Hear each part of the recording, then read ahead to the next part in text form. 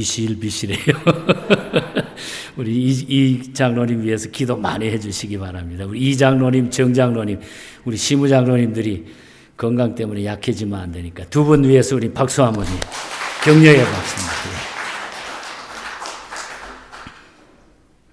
제가 지난주에 그 감사할 그 이유에 대해서 말씀을 익히 드렸습니다. 그래서 오늘은 우리가 이어서 감사 제사, 이 감사절에 뭐 여러 가지 감사절에 드릴 얘기가 너무 많지만은 오늘 성경에서 우리에게 주시는 그 참 중요한 메시지 몇 가지를 함께 나누면서 감사절에 우리의 가슴에 다시 한번 하나님의 은혜를 새기기를 원합니다. 제가 어떤 그 복음 방송 같아요. 복음 방송에서 그 간증을 어떤 분이 나와 가지고 하는데 그 간증을 듣고 내가 꼭 설교에 한번 이 이야기를 함께 나눠야 되겠다 해서 대충 잊어버리지 않게 기록을 해 두었다가 오늘 말씀을 드리는 겁니다. 한국에서 있었던 분이 지금은 미국에 와서 살고 있는 이런 분입니다. 이분은 28살 되던 해에 30살 된 남자와 결혼을 하게 됩니다. 남자 집안은 별 볼 일이 없었지만은 그래도 남자가 믿음직하고 아주 성실해서 얼마 동안 교제 끝에 결혼을 하게 됐습니다.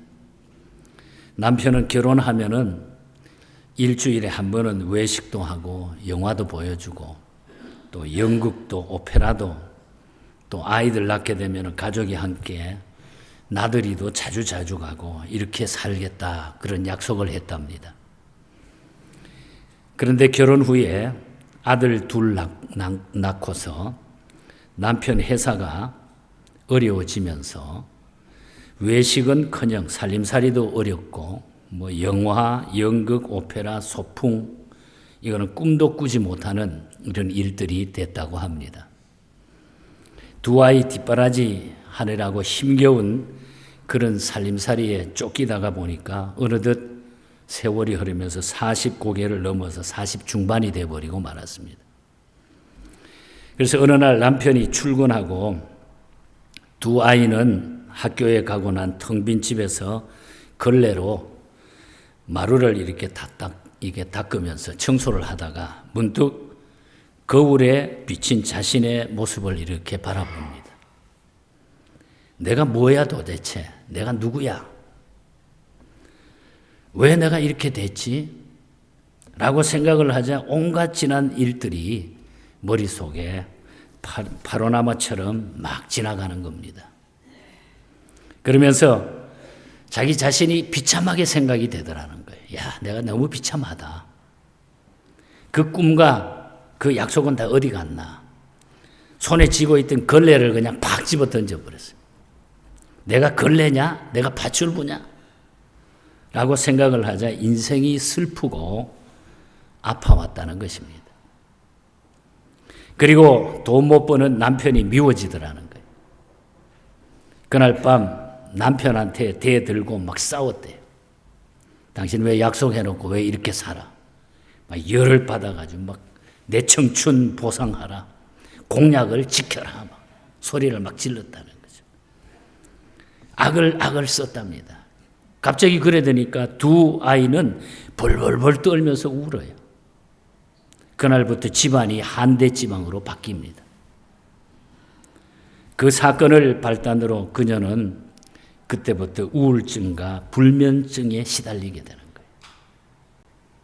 식사를 못하고 몸이 허약해지기 시작합니다. 그래서 나중에는 너무 심각해지니까 부부가 전문가를 찾아가서 상담을 합니다. 전문가는 두 가지 처방을 해줬습니다.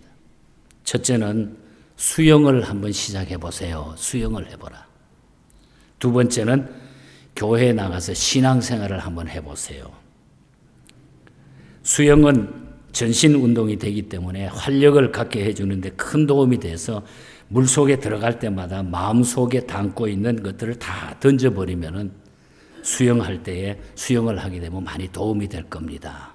그렇게 처방을 했고, 다른 하나는 신앙생활. 이 신앙생활은 생각을 바꾸는데 도움을 줄 것이라 마치 그 처방을 해준 의사는 기독교 교인이었습니다. 그래서 수영을 시작했습니다. 물속에 들어갈 때마다 근심, 걱정, 분노, 원한, 억울한 것들을 가지고 들어갔습니다. 하지만 물속에 들어가면 오히려 그런 것들이 퉁퉁 불어가지고 더 커지더라는 거예요. 별로 해결이 안 되더라는 거예요. 별 도움이 안 됐습니다. 망설이다가 에라 마지막 한번 해보자 그러고 교회를 찾아갑니다. 마치 그날이 추수감사주일 바로 전주가 되었다 그래요. 전주일. 그 주일 설교에 목사님이 우리가 잘 알고 있는 구족하가 이야기. 우리 왜 한국에 어떤 젊은이가 군에 입대해가지고 관물대에서 떨어져가지고 척추가 부러졌습니다. 그 사고를 당해가지고 손발을 움직이지 못하고 중증 장애를 입고서 원호병원에 입원하게 되죠. 그는 그 병원에 입원해 있는 동안에 자신을 간호하는 간호사와 결혼하게 됐고 예수를 잘 믿게 됐고 나중에 입에 붓을 물고 그림을 그리기 시작한 유명한 구족가가 우리 한국 교회에 감사절만 되면은 이용되는 그런 예화 중에 하나가 실화죠. 유명 구족가가 되었는데 그는 4가지를 감사했다 하는 설교를 하더라는 거예요. 그분은 예수 믿게 된 것, 2번째는 예쁜 아내와 결혼하게 된 것, 3번째는 입에 붓을 물고 그림을 그릴 수 있는 구족하가가 된 것, 그리고 4번째는 국가가 모든 것을 치료해 줬다고 하는 것. 이 이야기를 듣는 중에 이 여인은 처음 교회에 참석했다가 충격을 받게 됩니다. 자기 자신이. 나는 그 사람보다 낫지 않는가? 나는 그 사람보다 훨씬 낫지 않는가? 나는 더 행복한 사람이 아닌가? 그걸 갑자기 생각하는데 눈물이 팍 쏟아지기 시작하더라는 거예요. 이 여자가. 통곡하고 싶은 충동을 참을 길이 없더라는 것입니다. 그래서 그날 그녀는 교회를 다니기로 자기 스스로 첫 예배에 갔다가 작정을 하게 됩니다. 그리고 그 다음 주일에는 추수감사주일에 남편과 2아이와 함께 교회를 나가게 됐습니다. 생각이 바뀌고 언어가 바뀌고 건강이 회복되기 시작했습니다. 교회 나온 지 불과 몇 개월 후에 이 우울증, 불면증, 소화장애, 심장 뛰는 것이 다 없어진 거예요. 치료가 딱 된 거예요. 즉 그 부부는 서울의 충신교회 집사로 섬기다가 지금은 미국에 와서 얼바인 쪽에서 지금 잘 살고 있다고 하는 그런 얘기입니다. 미국 캘리포니아 UC 데이비스 대학의 심리학 교수 로버트 에먼스와 마이애미 대학의 마이클 맥켈로 교수가 흥미로운 실험을 했습니다. 2분이. 자원봉사자를 뽑아서 3그룹으로 나누었습니다. A그룹에는 일주일 동안 기분 나쁜 일을 생각하고 기분 나빴던 일을 말하게 했습니다. A그룹에 있는 사람들은. 기분 나빴던 거, 잘못된 이런 이야기. 그리고 예를 들면은 저 머저리 같은 녀석, 내 차를 받고 도망갔어. 에이, 나쁜 놈, 나한테 사기당했어. 에이, 저 바보 같은 놈 말이야. 이런 기분 나쁜 일, 이런 일만 생각하게 하고 그런 말만 하게 했다는 거예요. 그리고 B그룹에는 고마움을 드러내는 말과 행동을 하게 했습니다. 예를 들면은 제 친구가 멋진 선물을 나에게 해줘서 나는 감사했어요. 그리고 나는 그런 칭찬을 내가 처음 들어봤어요. 나 너무너무 기분 좋았어요. 일찍 깨워줘서 너무 고마워요. 길을 잘 가르쳐줘서 너무 고마워요. 이런 고마움, 이런 생각으로 B그룹을 나누었습니다. 그리고 C그룹은 일상적인 말을 하고 행동하도록, 보통 우리가 일상적으로 하는 말, 예를 들면 오늘 내가 옷장을 정리했습니다. 구두를 샀어요. 내가 커피를 마셨어요. 나는 식사를 했어요. 이런 일상적인 용어를 쓰도록 했습니다. 일주일 후에 그들의 심리 반응을 분석했습니다. 감사하다고 생각하고 감사를 말하고 행동한 B그룹의 사람들이 가장 행복감을 느낀 것으로 나타난 거예요. 또 B그룹 사람들은 어떤 두통이나 불면증도 없었고 활동지수도 매우 높았다고 그러는 겁니다. 두 교수가 내린 결론은 매일 감사하는 생활을 반복하면은 질투, 신경질, 좌절로부터 자유로워지게 되고 낙천적으로 변하고 스트레스를 이겨낼 수 있다고 하는 결론을 내려서 이것을 연구 보고로 자기 책에 연구 보고를 올렸습니다.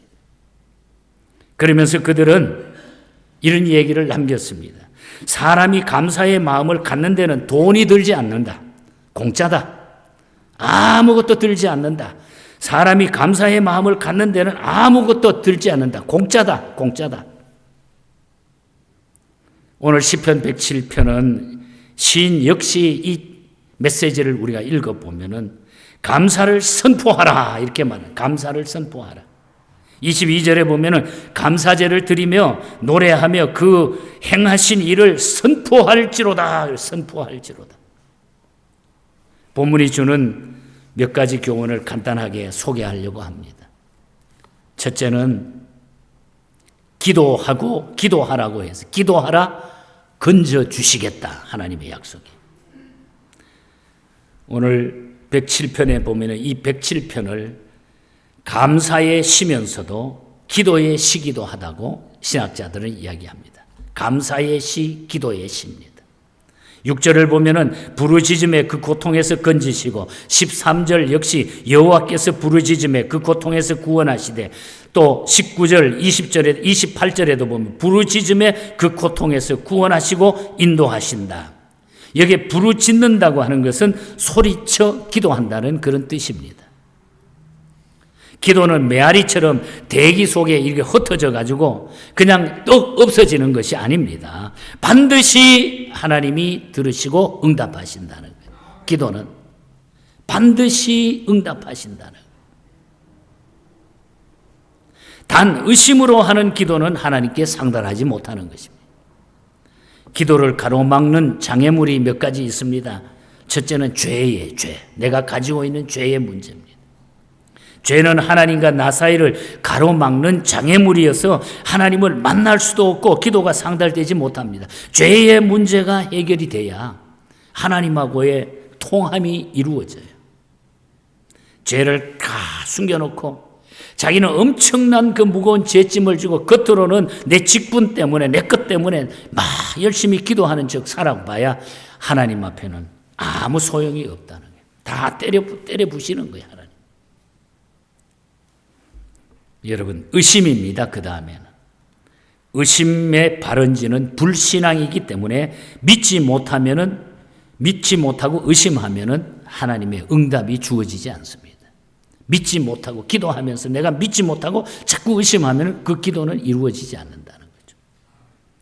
세 번째는 원망이에요. 원망. 기도의 장애물은. 원망의 뿌리는 하나님의 존재와 능력을 과소평가할 때에 일어나는 악성 바이러스이기 때문에 원망하는 마음으로 기도하면 응답이 없다는 거예요. 하나님을 원망하면. 이건 악성 바이러스와 같다는 거죠. 원망하는 마음으로 기도하면 절대로 응답하지 않습니다. 애굽에서 나온 이스라엘 백성 1세대들은 원망하다가 어떻게 됩니까? 가나안 땅에 못 들어가게 됩니다. 그리고 마지막 한 가지는 막힌 관계 때문에 기도의 응답이 막힐 때가 있다. 막힌 관계. 너희가 제단에 예물을 드리다가 형제에게 원망 들을 만한 일이 생각나거든 제단에다가 제물을 놔두고 가서 다시 형제와 화목한 후에 제물을 드리라 그랬습니다. 미워하는 마음, 시기하고 질투하는 마음을 품은 채 기도하게 되면 응답이 없다고 하는 것입니다. 시편 107편은 시인은 반복해서 부르짖으라고 건면합니다. 부르짖으라.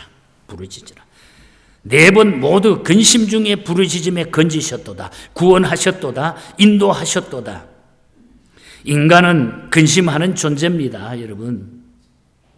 임신을 해도 기쁨과 근심이 교차되잖아요. 우리 여자분들은 그렇잖아요. 어떤 임산부는 아이를 낳자마자 자기 남편에게 막 소리를 지르면서 아기 손가락이 몇 개야? 라고 막 빨리 물었어요. 순산을 해야 할 텐데, 태아가 잘 자라야 할 텐데, 정상아가 태어나야 할 텐데, 또 키울 때, 가르칠 때 시집 장가를 잘 가야 할 텐데, 정말 근심이 한두 가지가 아니잖아요. 새 생명을 선물 받을 때. 그뿐입니까? 취업, 진학, 사업, 교육 등 근심이 파도처럼 몰려온다는 거죠. 기쁨도 있지만 근심이. 이때 할 수 있는 것은 우리가 뭘 해야 될 거예요. 우리 인생이 가는 길에서 할 수 있는 일이 제일 평안하고 내가 문제를 해결하고 할 수 있는 일이 부르짖는 일이라는 거예요. 하나님 앞에. 부르짖으면 하나님이 그것을 들어주신다는 거죠. 부르짖으면 건지신다 약속했어요. 건져주신다. 믿습니까 여러분? 시편 우리가 잘 아는 50편 15절에도 보면 환난 날에 나를 부르라. 내가 너를 건지리니 내가 나를 영화롭게 하리라. 할렐루야 여러분. 이유 불문이에요. 이유 불문입니다. 따질 것이 없습니다. 저울질할 필요도 주저할 필요도 없는 거예요. 부르짖으면 된다는 거예요. 부르짖어라. 매일 주님께 부르짖어 기도하시기를 축복합니다. 기도 외에는 이런 유가 나갈 수 없기 때문입니다.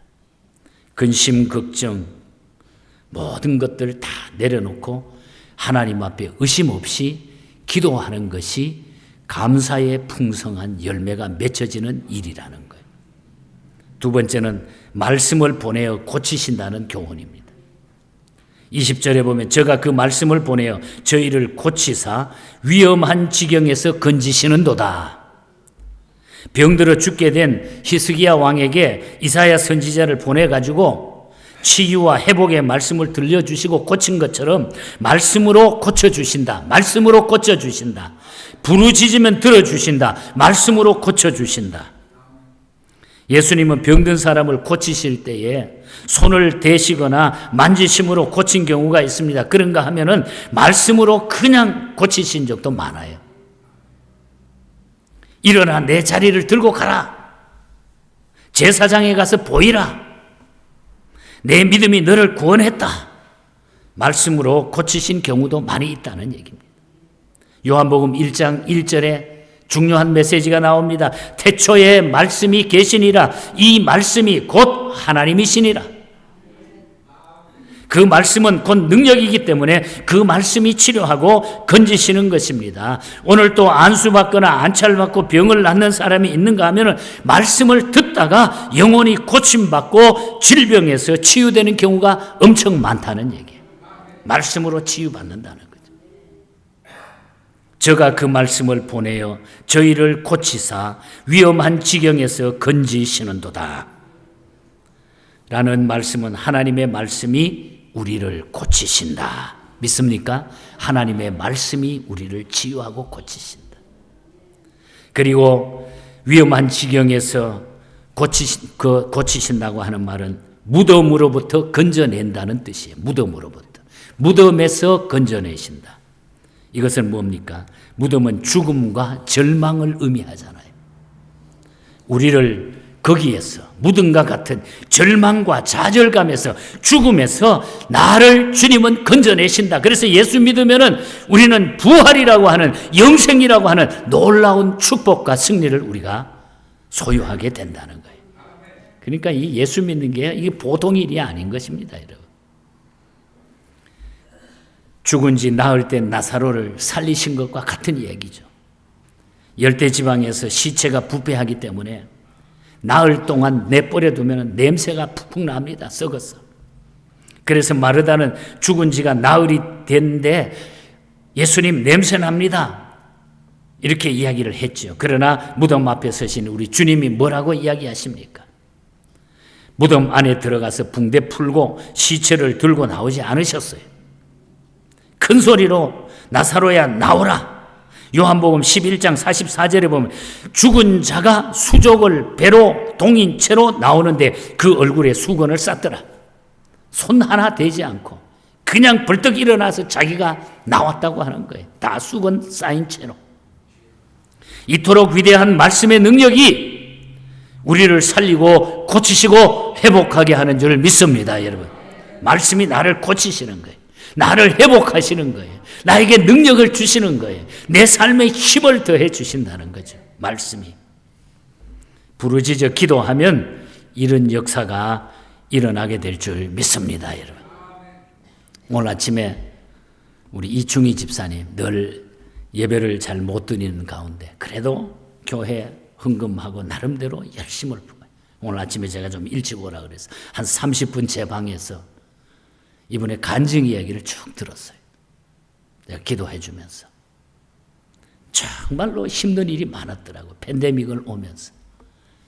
그런데 그 가운데 나름대로 목사님께 기도 부탁하고 기도하고 기도했는데 그 시민권도요. 영어 정말 몇 마디 못하는 분이에요. 시민권도 지난 봄에 기적적으로 그냥 처음에 한번 떨어졌으면 그 다음에 이상하게 시험관을 목사님 같은 사람 만나게 기도해달라고 그러네요. 내가 그렇게 좋아하는지 몰라도 목사님 같은 사람 만나게 해달라고. 시민권 시험 감독관을.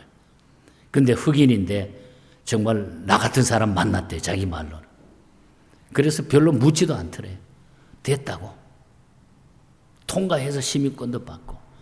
딸이 보이스피싱 걸려가지고 엄청난 손해도 보고 뭐 별별 일이 가정에 많았더라. 그런데 하나님이 이상하게 교회만 갔다 오면은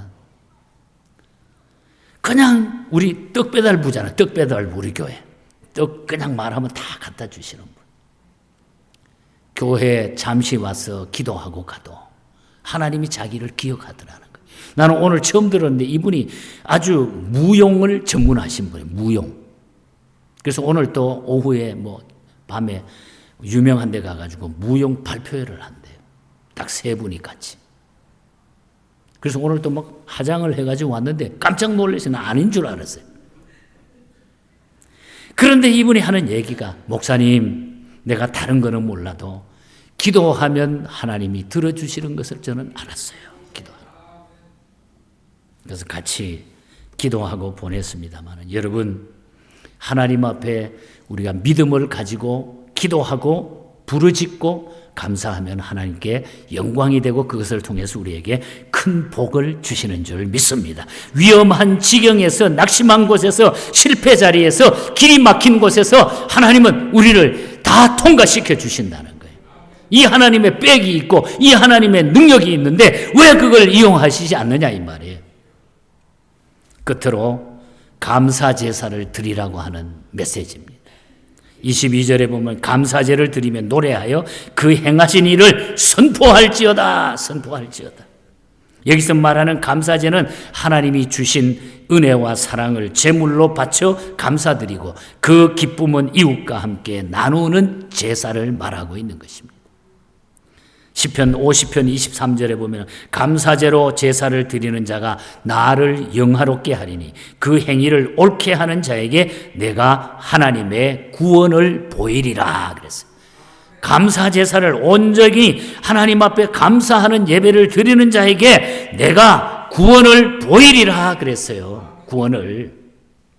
구약의 모든 제사는 하나님께 드리는 제사입니다. 그러나 성격상 둘로 나누어지는데 하나는 하나님께 감사와 예배를 경배를 드리기 위해서 드리는 제사가 있고 다른 하나는 하나님께 드리는 제사지만은 인간 관계에서 얽히고 설킨 문제를 풀기 위해 드리는 제사로 구분된다는 거예요.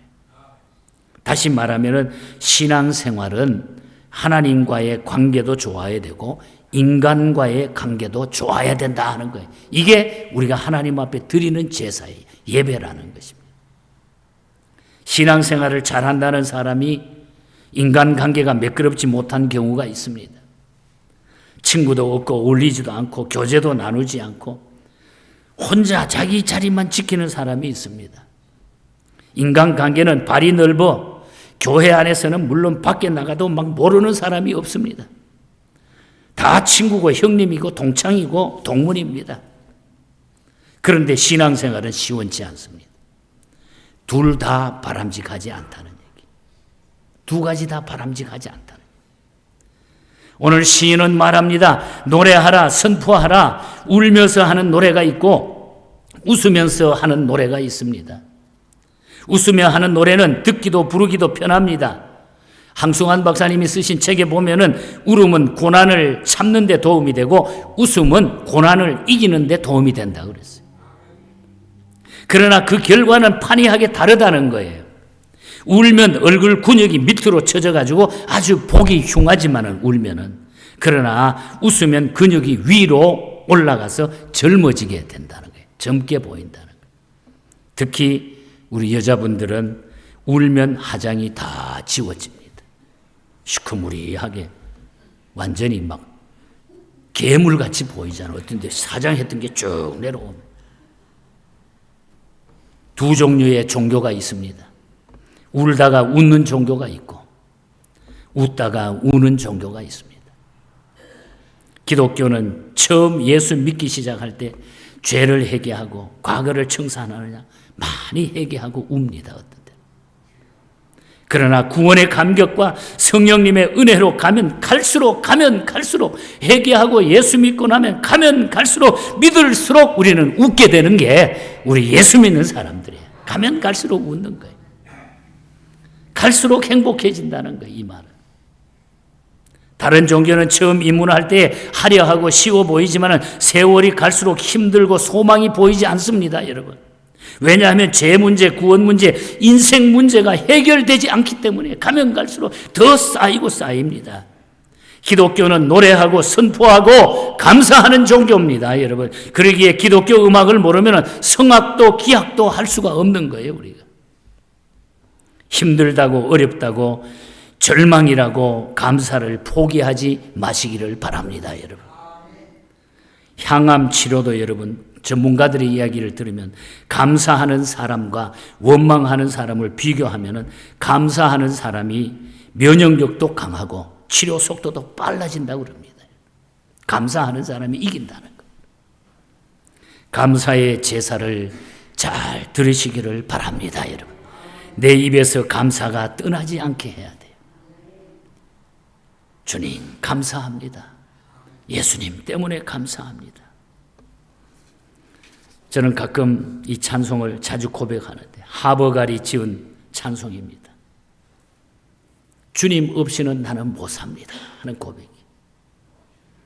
주 없이 살 수 없네 세월이 흐르고 이 깊은 고독 속에 내 생명 끝나도 사나운 풍랑일 때 나를 지켜주시고 내 곁에 계신 주님 늘 힘이 되신다. 주님이 나를 지켜주시는 것은 감사하는 자에게 지켜주심을 허락하신다는 것입니다. 주밖에 내 마음을 알아줄 사람이 없는 거예요, 여러분. 주님밖에 나를 알아줄 사람이 없어요.